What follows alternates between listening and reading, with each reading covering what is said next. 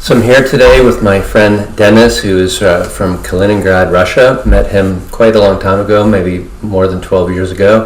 He was a professional stunt rider in Russia, and I contacted him about a potential sponsorship since we were doing a lot of business in Russia at the time.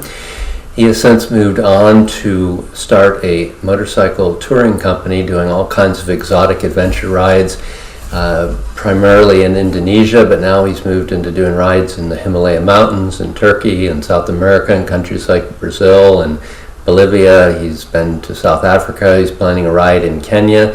So I will let him talk a little bit about his ride recently in the Himalaya mountains, and I will be sure to interrupt him and ask him questions based on his experience.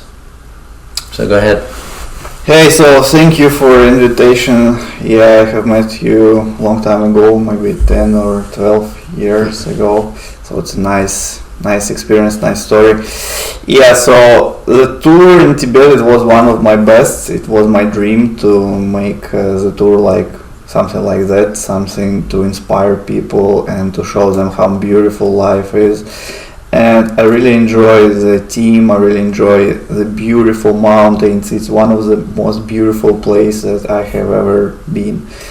And one of my friends, maybe 4 years ago, he showed me his video of riding in Tibet, and I fell in love. So I just set the goal to go there and to organize the tour. So you've done a lot of rides in Indonesia, based out of Bali.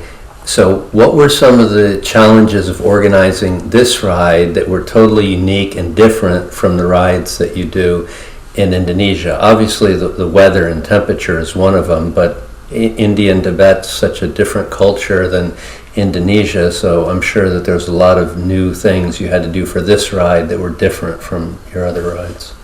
Yeah, sure. So the most important part of our each tour is the team, right? So it's like our partner in different countries and the team, like participants who will ride with us, and at some difficult terms and so on. So it was really complicated to create a team, to find the right people who will drive with us that first tour, and to find some very experienced local guide, because I know that it's not easy place to ride there. It's not like a 5 stars place to enjoy the life and so on, like Turkey and something like that. Yeah, so to organize the team, it was the main and most important thing to do, and at every tour, not only the Tibet, but Tibet it's more complicated part, because we can see there are a lot of different conditions, different altitudes, different road conditions, and there are a lot of unpredictable situations, like with the weather, with the road condition, and something like that. So we always need to find the people with the right skills. It's like a medium skills who can ride with us at all kind of condition. And we try to always explain the people that it's not 5 stars tour with great accommodation, with a great breakfast. So we are going to Tibet for some beautiful views, not for a vacation. So I know from my own experience in riding in all over Thailand and Vietnam, and even riding in Ukraine, that it can be dangerous. The traffic situation isn't like a Western country, but what is the traffic situation like in India and Tibet compared to Indonesia, which is not exactly the most calm environment? So if I can compare the Indian style of riding and Indonesian style, so in Indonesia it's like a vacation, but India is the most dangerous place to drive motorcycle. I mean the huge cities like New Delhi or that area, I forgot how it calls. And that area, especially Kashmir area, it's one of the it's most complicated part of the tour to cross the huge cities, because the traffic is really crazy. So the local people, they wanna they wanted to kill you there. Do you have more problems with trucks in India than you do in Indonesia? So we had the problems with everyone who drive a scooter or car or truck and Bus. so on. The bus, yeah. So it's most complicated part. So we always lost a lot of energy when we cross the cities. So the people completely crazy. Yeah, I found it in Vietnam that it's bad. It seems crazy, the motorcycle traffic, but what really is dangerous is the buses. The bus drivers seem to just not care and just move these large buses very quickly all over the road. But okay, so how about talk a little bit about the temperature and the altitude, because this has to be a completely different situation than riding in Indonesia. Yeah, so the weather it's always like changing, and in June you can see the snow like at the altitude. So it's a big difference to compare with our tour in Russia or in Indonesia. At one day you can ride the city where there is no altitude. You can ride motorcycle like plus 40 degrees Celsius.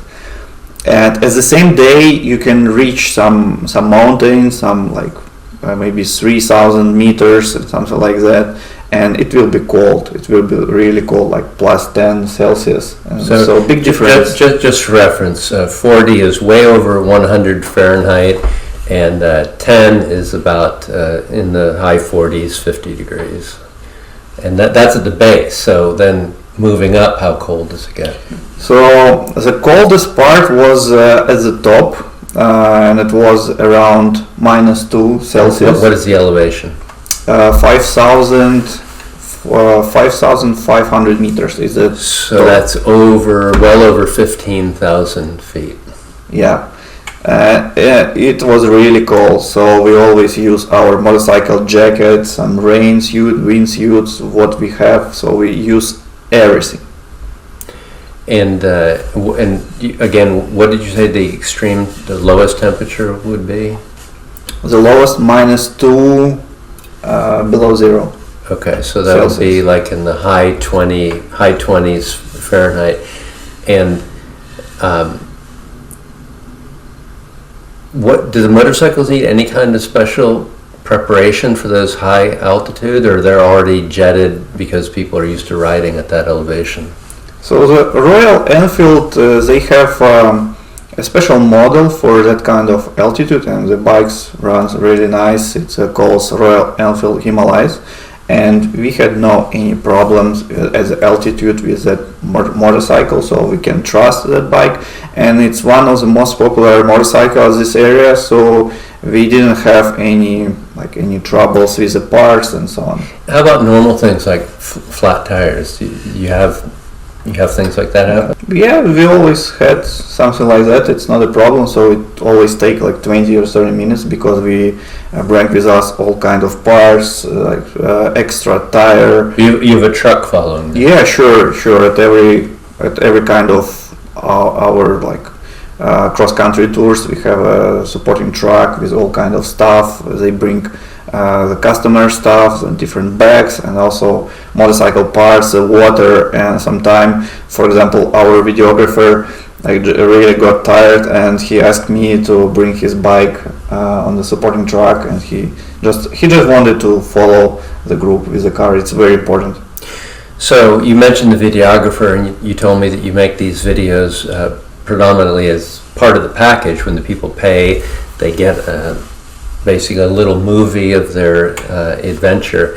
Can you just lay out, when a person comes on your trip, when they pay for the trip, what is included? What do they get? Obviously they get a motorcycle and they get this video compilation at the end. What other things are included in the price that they pay? So for sure it's a program, it's a special and unique track, like country cross track, and we always discuss with our local guides. So first of all, we always choose the best guides that we can find at the different areas, and we discuss the possibilities to get the most beautiful parts of the tour, the most beautiful places, and so on. So we discuss it before the tour and make a special kind of program, especially for our customers. And at this tour, we wanted to reach 4 big mountains, like more than 5,000 meters. And we reached only 2 mountains, more than 5,000 meters, because we faced a problem with the road. So there were stones in the road, and we cannot move that way. So we choose a different way, and so on. So we always like work as a professional team, and we provide a professional motorcycle team with a track, with a local guide, and for sure with the instructors. For example, I saw a lot of mistakes during the tour, and people always grab like the front brake with all hand or something like that, or doing some crazy stuff during the corners and so on. So we always follow, and we always try to minimize all kind of risks. But I'm trying to understand what they get. Okay, so they get a guide, they get a professional local guide, but what is included in the package in total? They get hotel? Yeah, for sure, accommodation, support truck. And what about food? Food is not included. Okay, so they have to pay for all their meals in addition. But I assume that's very inexpensive. No, in India, no. Okay, so and they pay for the fuel for the motorcycles? No, we pay. Okay, so they get a motorcycle, they get fuel, they get a guide, they get instruction. At the end, they get this nice video that's like 20-30 minutes long, shows the thing. What about, do you require people to have insurance before they come? Yeah, for sure. Private insurance is always required. Okay. And then you do your best to try to understand they have at least medium skill riding ability. It's not obviously a trip for beginners. For sure. Okay. So if somebody is interested in doing one of your tours, how do they get in touch with you? And what are the different social media platforms that you're on? We'll link the actual addresses in the video, but just say the names. You don't have to say the actual addresses of them. So we have our Instagram account. It's Moto Tours, and we have my private Instagram account, Stuntman Show. We will put the links there in the description. So right now we are always using the Instagram because it's very easy to share some beautiful pictures from different countries, from all over the world where we did the tours. And right now we are working on creating a new website, like international website for English and Russian speaking countries. And all kind of information we will upload at the website, and for sure with Instagram. And the website will be the name? offlimitstours.com. Okay, that's very simple. offlimitstours with an S.com. That website will be up by the time you see this video.